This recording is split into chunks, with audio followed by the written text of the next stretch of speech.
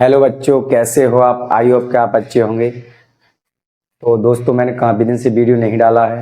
इसका कारण है हमारे घर में मकान का काम चलना। लेकिन हाँ, आज से आपको रेगुलर वीडियो मिला करेंगे। तो आइए हम आज बात करेंगे संख्या पद्धति की। मुझे उम्मीद है कि आपने कक्षा 9 में संख्या पद्धति पढ़ी होगी, लेकिन एक बार उसका रिवीजन हो जाए तो ज़्यादा अच्छा है। तो आइए हम संख्या पद्धति के बारे में बात करेंगे।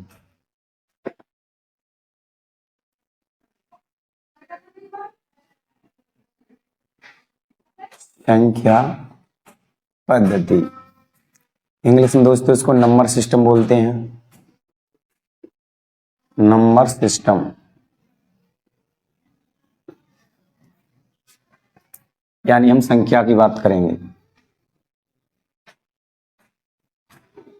संख्याएं संख्याएं दो प्रकार की होती हैं, वास्तविक संख्याएं और काल्पनिक संख्याएं।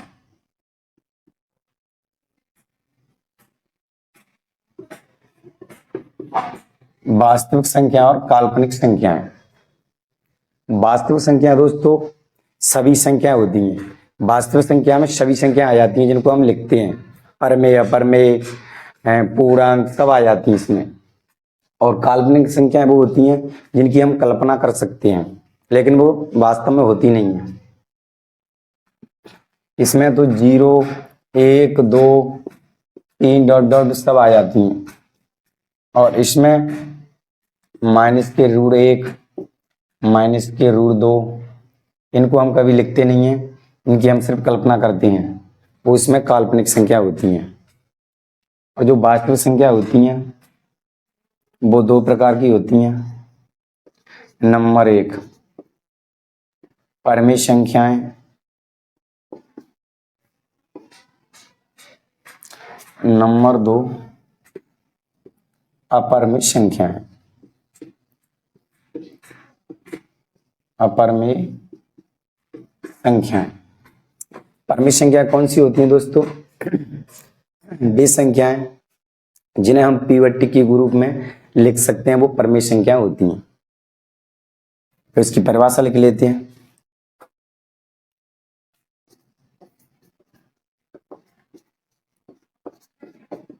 वे संख्याएं जिन्हें हम पीवटी क्यू के रूप में लिख सकते हैं, वे परमेय संख्या होती हैं। जैसे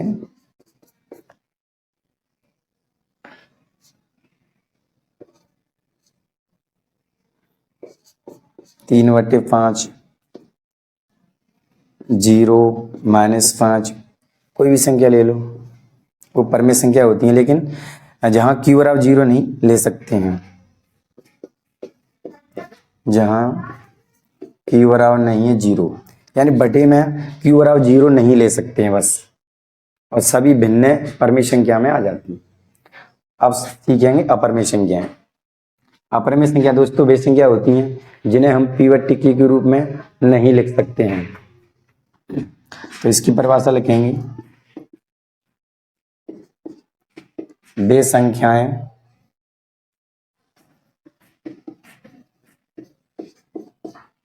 संख्याएं जिन्हें हम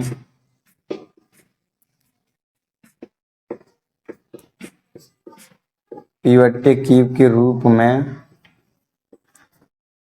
नहीं लिख सकते हैं,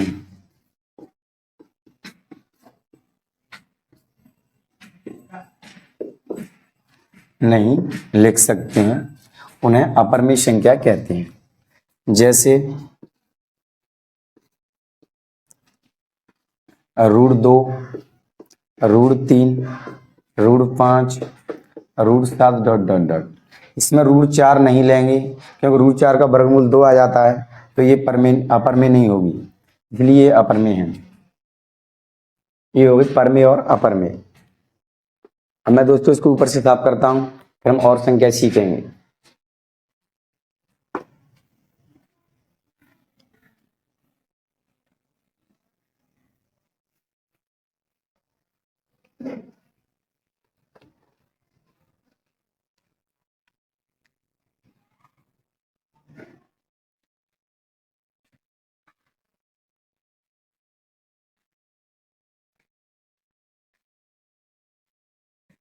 अब हम समझेंगे प्राकृतिक संख्याएं।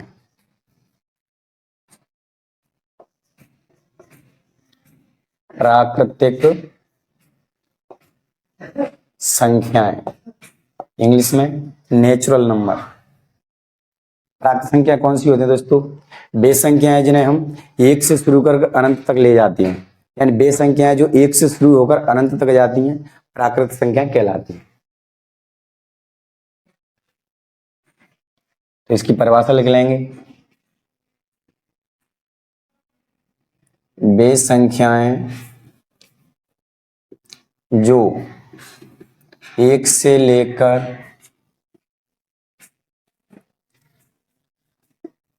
अनंत तक जाती हैं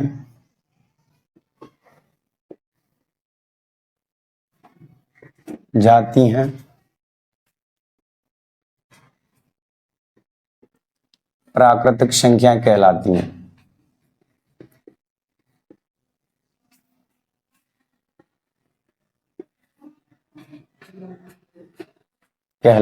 जैसे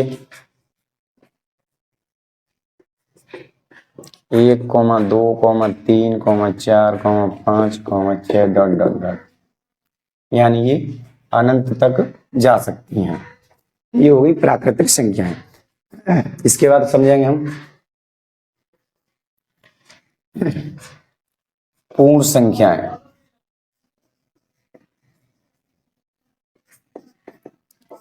पूर्ण संख्याएं, तो पूर्ण संख्या दोस्तों वो होती हैं जो 0 से शुरू होती हैं और अनंत तक जाती हैं। इसमें सिर्फ इतना अंतर है 0 का, यहाँ 0 रख दो तो ये पूर्ण संख्याएं बन जाएंगी।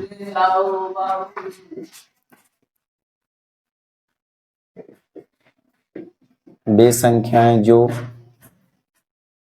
0 से शुरू होकर, यहां मैंने लेकर लिखा है, सही नहीं, 0 से शुरू होकर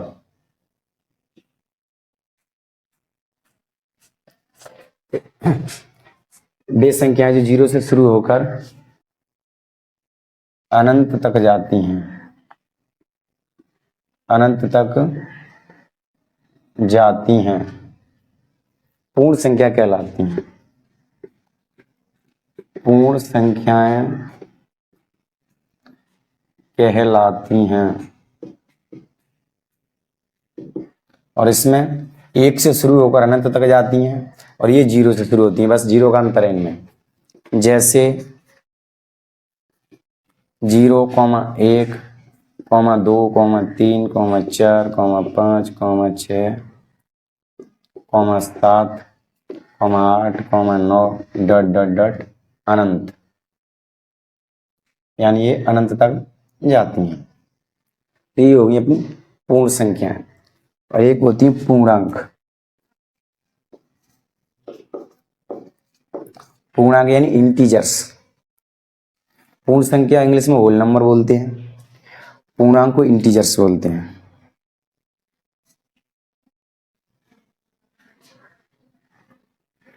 पूर्णांक में दोस्तों ऋणात्मक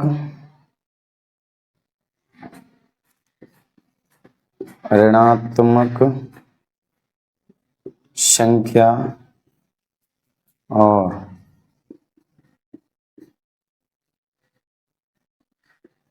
धनात्मक संख्या के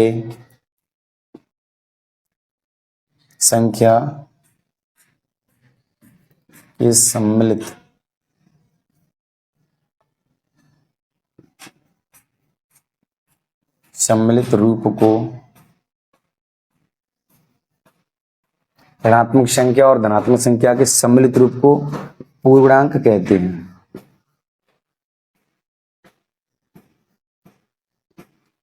कहते हैं। जैसे इसमें बीच में जीरो लेंगे और जीरो के इस तरफ प्लस में चलती हैं संख्याएं, 1, 2, 3, 4, और इधर माइनस में चलेंगे और बढ़ती जाएगी आगे भी। इसमें इधर माइनस को लेंगे, -1, -2, -3, -4, इस तरह की संख्याएं बढ़ती जाती हैं। ये होता है पूर्णांक। अब हम आगे बढ़ेंगे। अब हम समझेंगे सम संख्याएं। सम संख्या क्या होती हैं, तो आइए समझते हैं।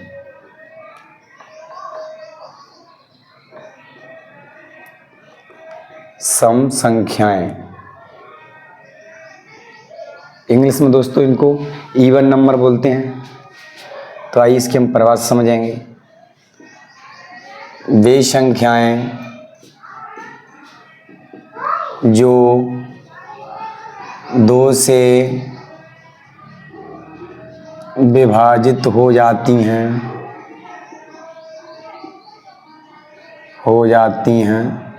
सम संख्याएं कहलाती हैं। सम संख्याएं कहलाती हैं। वे संख्याएं जो 2 से विभाजित हो जाती हैं सम संख्याएं कहलाती हैं। जैसे 2, 4, 6, 8, 10, 12, 14, 16, 18, 20, ... ये हो गई सम संख्याएं। सम संख्याएं दोस्तों भी होती हैं जिनमें सब में 2 का भाग चला जाए, किसी में भी चेक कर लो। इसके बाद हम समझेंगे विषम संख्याएं। विषम संख्याएं, इसकी परिभाषा लिखेंगे। वे संख्याएं जो 2 से विभाजित नहीं होती हैं विषम संख्याएं कहलाती हैं।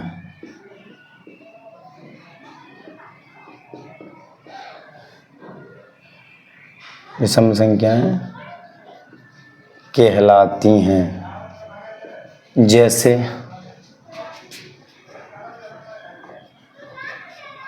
1, 3, 5, 7, 9, 11, 13, 15, 17, 19, 21, 23, ... इस तरह संख्याएं बढ़ती जाएंगी। ये वे संख्याएं जिनमें किसी में भी 2 का भाग नहीं जाएगा, आप चेक कर सकते हैं।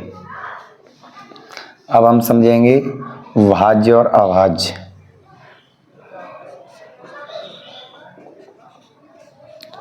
भाज्य संख्याएं, इंग्लिश में इनको कंपोजिट नंबर बोलते हैं। वे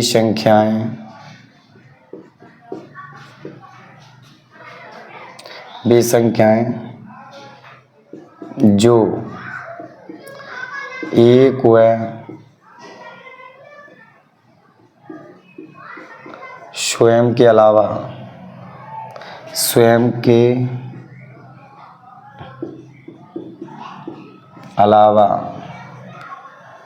किसी और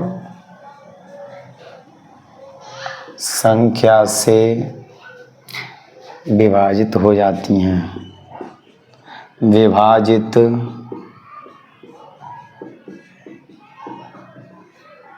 हो जाती हैं। वे संख्याएं जो एक व स्वयं के अलावा किसी और संख्या से विभाजित हो जाती हैं भाज्य संख्याएं कहलाती हैं। भाज्य संख्याएं कहलाती हैं। जैसे एग्जाम्पल समझेंगे। जैसे 4, 6, 8, 10, 12, 14, 16, 18, 20, ... ये हो गई भाज्य संख्याएं। भाज्य संख्याओं में एक और स्वयं के अलावा किसी और भी संख्या का भाग जा सकता है, तो हम आइए चेक करते हैं। जैसे 4 है तो इसमें 1 का भी भाग चला जाएगा और 2 का भी भाग चला जाएगा, 4 का भी भाग चला जाएगा, तो ये भाज्य संख्या हो गई। अब हम समझेंगे अभाज्य संख्याएं।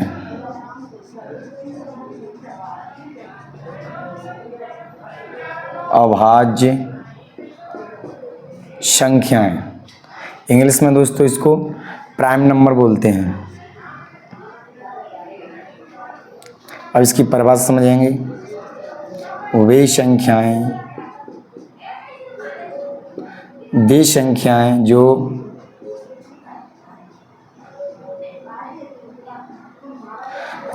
एक व स्वयं के अलावा किसी और संख्या से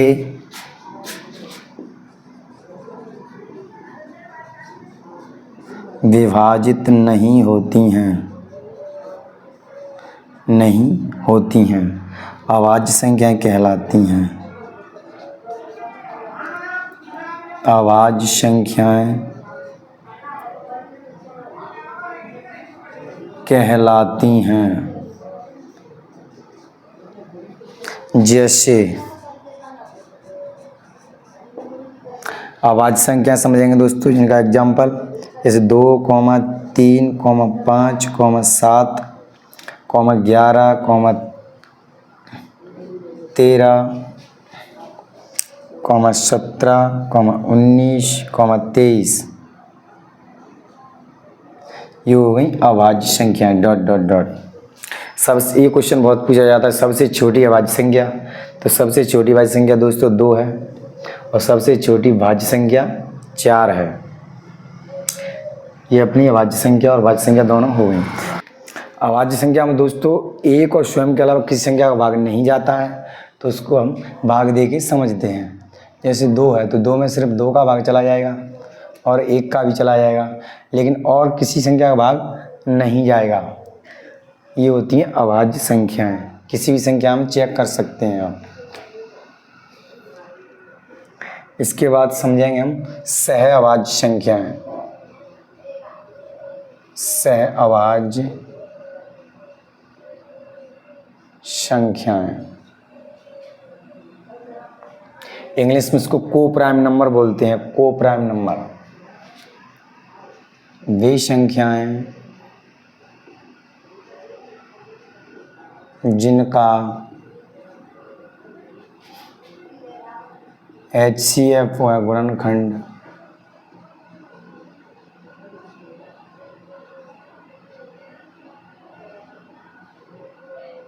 गुणनखंड 1 आता है।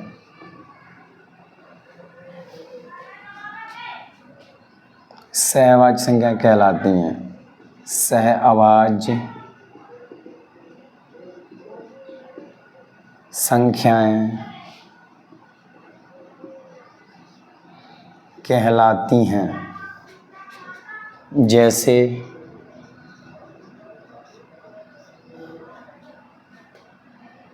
3, 5 ये संख्या जोड़ा में होती हैं, लेकिन अगर HCF चेक करेंगे तो एक ही आएगा। 7, 9, 15, 17 डॉट डॉट डॉट, ये होती हैं सहअभाज्य संख्याएं। इनका आप HCF निकालेंगे तो एक ही आएगा। तो हम समझाएंगे दशमलव संख्याएं। तो आइए दोस्तों दशमलव संख्या क्या होती है समझते हैं।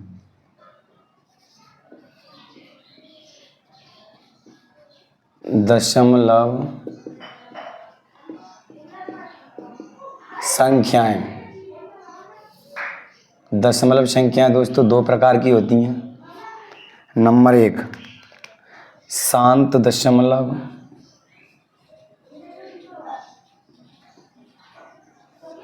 नंबर 2 अशांत दशमलव।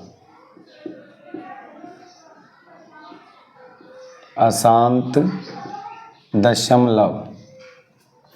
शांत दशमलव में वो संख्या होती हैं जो शांत हो जाती हैं, और अशांत दशमलव वो संख्या होती हैं जो शांत नहीं होती हैं, वो बढ़ती जाती हैं और ये बढ़ती नहीं हैं। जैसे एग्जाम्पल समझिए, 0.6, 1.4, ये आगे नहीं बढ़ेंगे, इनका एंड यहीं हो जाएगा। जैसे 3/5, मैं इसको चेक करके बताता हूँ।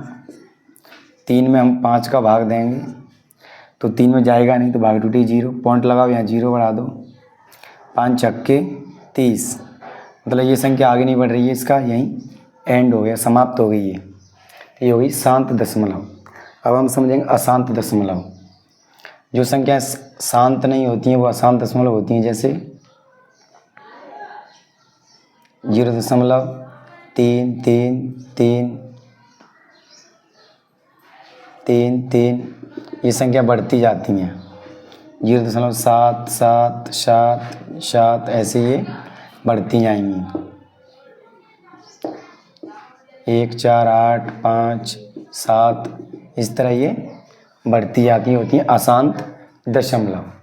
अब हम समझेंगे अशांत दशमलव को। अशांत दशमलव 2 प्रकार की होती हैं।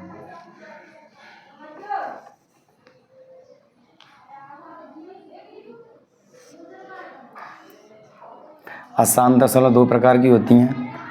अशांत आवर्ती, अशांत आवर्ती, और दूसरी होती है अशांत अनावर्ती।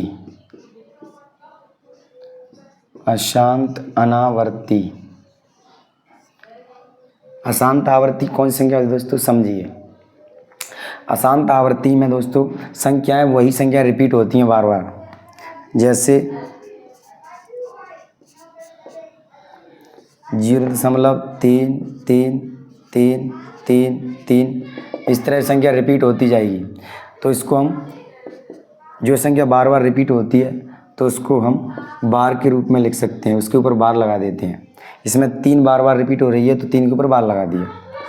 0.22222 यहाँ हम 2 के ऊपर बार लगा सकते हैं अगर 2 बार बार रिपीट हो रही है। 1.414141, इसमें 41 रिपीट हो रही है, जैसे बराबर 1.41, तो 41 के ऊपर हम बार लगा देंगे। ये हो गई अशांत आवर्ती। इसमें एक जैसी संख्याएं बार बार रिपीट होती हैं। अब हम समझेंगे अशांत अनावर्ती। जैसे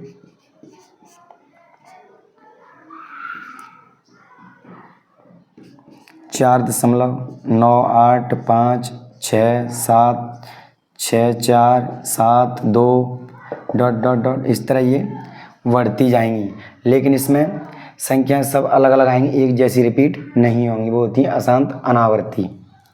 जैसे 1.101, 001, 0001, और ये इस तरह बढ़ती जाएंगी, लेकिन एक जैसी नहीं आएंगी, ये होती हैं अशांत अनावर्ती। तो अशांत आवर्ती को दोस्तों परमेय भी कहते हैं हम। ये परमेय संख्या होती हैं, और ये होती हैं अशांत अनावर्ती अपरमेय।